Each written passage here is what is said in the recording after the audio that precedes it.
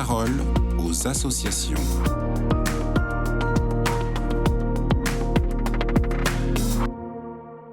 Bonjour à tous, bienvenue dans la parole aux associations. Aujourd'hui, je suis avec Monseigneur Pascal Gollnisch, le directeur général de l'Œuvre d'Orient. Alors Monseigneur, vous avez un message à nous faire passer, on vous écoute.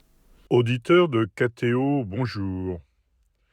Ces jours-ci, une délégation de l'Œuvre d'Orient avec notre président, M. Jean-Yves Tholot, et moi-même, iront en Inde, plus spécialement dans le sud-ouest de l'Inde, là où se trouvent des communautés chrétiennes orientales catholiques, celles qu'on appelle les Syro-Malabars et les Syro-Malankars.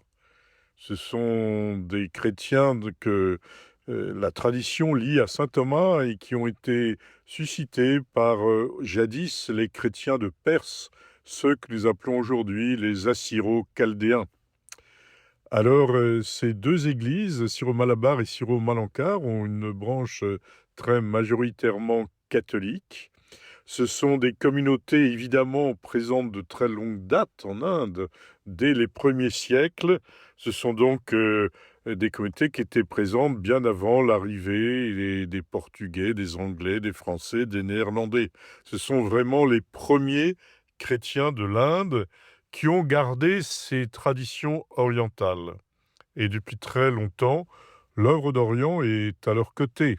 Nous ne pouvons pas aider tous les chrétiens de l'Inde parce que le budget tout entier de l'Œuvre d'Orient n'y suffirait pas, mais nous nous concentrons donc sur ces chrétiens orientaux catholiques qui sont en Inde. Ils étaient originellement dans l'état du Kerala et depuis les papes Jean-Paul II, Benoît XVI, ils ont pu étendre leur évangélisation, leur travail pastoral à l'ensemble de l'Inde. Au Kerala, les chrétiens sont heureux, ils ont leur place, et ils sont tout à fait bien situés dans la société de cet État du Kerala. Nous savons qu'il y a des États en Inde où les chrétiens sont davantage en difficulté. Quoi qu'il en soit, il y a vraiment un travail d'évangélisation et aussi de nombreuses vocations sacerdotales et religieuses.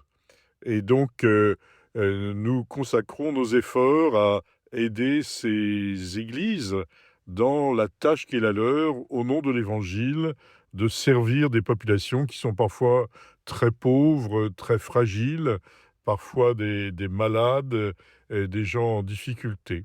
Donc c'est un beau dynamisme de l'Église que ces communautés chrétiennes du Kerala, de l'Inde, et que l'Œuvre d'Orient connaît bien, est heureuse d'accompagner grâce à la générosité de tous nos donateurs.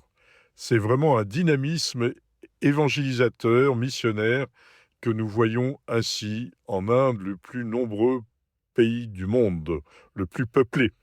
Eh bien, merci Monseigneur Pascal Gollnisch pour ce partage et je rappelle qu'on peut avoir plus d'informations sur le site internet oeuvre-orient.fr. Je vous souhaite une très belle journée et je vous dis à bientôt.